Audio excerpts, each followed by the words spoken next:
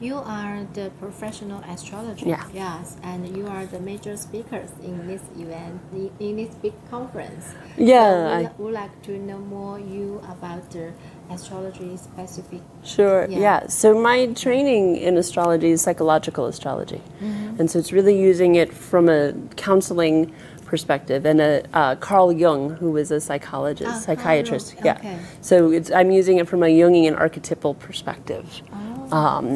And then it was really my initial training. And then in 2010, I believe it was, I say evolutionary astrology found me. I didn't find it, it found me. And I was at NORWAC, which is the Northwest Astrology Conference. That's actually Laura Nalbanyan's conference that she does annually. I went to my first evolutionary astrology lecture and just got hooked by it as well. So I tend to interweave some of the evolutionary astrology with the psychological astrology and work in that way. And so looking at it karmically, looking at things from the psychological piece, but also from a past life reincarnation perspective as well. Wow, quite interesting. Yeah. Yeah.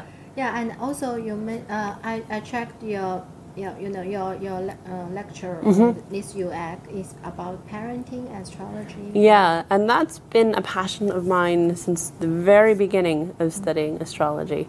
I was at a conference that was not an astrology conference, but that was on about the spiritual lives of children, how children have these incredibly rich spiritual lives, and how to hold space for that. I know you have a little one, and that he has his own sort of spiritual view of the world that's not necessarily something you taught him, it's just how he came in. Yes. And so how to hold space for that, rather than, particularly in this country, there can often be an attitude of a child being too young to understand things, or that's not or the spiritual perspective of the child is not in alignment with the parent and trying to control that. So this conference was trying to lend support to parents to sort of have this bigger view, and that children can be very wise, right? And they often do remember past lives. And they do remember past lives. Small children will talk about, different times of other lives. Memory bleeds through. Wow. And years ago when I was a nanny, and there was a little boy, he was about 2, and we were walking on the beach, and he said, "Laura, do you remember when you were a baby and Buddha was a baby and we were on the beach?" And I was like, "No, I don't." But I was like, "Please tell me more." And he just had this whole story about he and I and Buddha walking on the beach. I'm like, okay. Oh. It may or may not be true, but just allowing that to be. And so I was at this conference, and the lecture I was in didn't have anything to do with astrology, but I suddenly had this realization that our charts, our natal charts, are also the synastry. Our charts are the transits our parents were under the moment we were born. Okay. Yeah. Right? So yes, it's the synastry, but it's also the transits, because the transits are just a lock moment in time, and our birth chart is a lock moment in time. And so part of understanding the parent-child relationship is that the synastry is bigger. It's larger than just how the parent and child relate to each other, because there's some larger karmic piece for the parent that's not, that the child serves as like bringing that in for them as work to do. Wow. And therefore the transit's never really done, because every time the parent interacts with the child, that transit gets re-kicked. Wow. Quite interesting. Right? So often people have their first child during their Saturn return. Right? Yeah. And so in some ways they're not really done with the Saturn return, because every time they interact with their child, they're in that Saturn conjunct Saturn synastry, which is about the relationship, but also about the Saturn return. Yeah. And so when I had that realization, I decided that if I really wanted to talk about that and bring it outside of just the astrology community, bring it into the psychology therapy community, that I needed to go back to graduate school. That just being the child of hippie clairvoyant parents who teach meditation and yoga was not going to get me in the door to where I wanted to be speaking. And so I ended up going to graduate school and eventually getting a PhD, writing on astrology.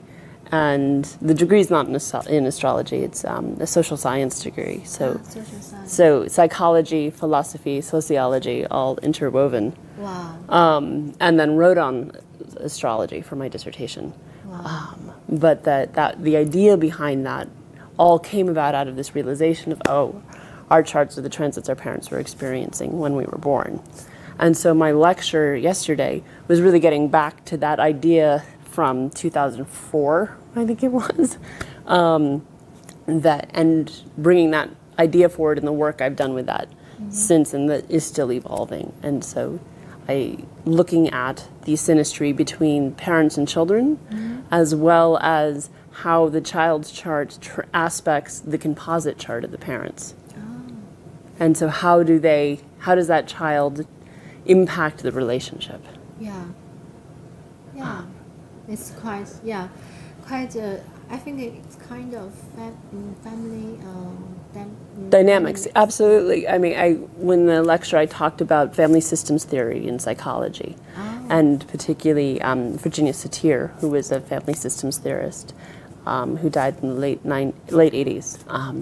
But she absolutely, so in family systems theory, it's this idea of everything being interrelated and interconnected as a family unit, right? And so if you are working with an individual as an astrologer, well, that they are not, you can't separate them from their family. Who they are developed within the context of that family unit. And if they get healthier, that will impact the whole family. Yeah. Right? And in psychology, they'll use it. If somebody is in crisis in a family, well, when they're in crisis, that's impacting the whole family, and when they're well, that impacts the whole family. Yes. Right. And so the need to not just looking at the individual. That if you're going to truly help an individual, needing the context of the situation in the family that they're in to fully be able to help. So not just looking at somebody's fifth house to understand their children, but looking at the child's chart, looking at, and you can do it generationally. Yeah, generationally. Right, because there's family patterns. You can go to grandparents, great-grandparents if you have the birth data. Yes. Right, and see the family patterns, family stories. So that's where a lot of the depth psychology can come in, is you might have 4 generations of North Node in Scorpio. Yes. Right, and so, what's that family story around resources? Right, that the nodal axis would be Taurus, Scorpio. And so a scarcity or abundance mentality around resources, and how that's bled through in terms of how people live their lives when they are operating under that psychology. Yes. And so interweaving all of that together. Yes, I think so. So, will you please ask what's your website, and maybe people can find more on your website? Sure, yeah. So my website is Mythic Sky. So myth, like myth, but mythic sky. Mythic Sky. Because I look at it all as a story. Okay, Right. That's good. Yeah. So if people want to know more about Laura, and you can go to the website and to find more, because maybe some coming online course. Yes. Yeah, absolutely. Yeah, online classes coming, and I work remotely. I work over Zoom and Skype, but that can be hard from China. I know with my brother living in Beijing, Skype's not all that reliable. You can have a hard time with Skype sometimes. But you've been okay with Zoom. Yes, Zoom is okay. Yeah. Yeah, it's nice. Yeah, so nice to chat with Yes. you, and welcome to come to Beijing. Yeah, thank you. Please let us know.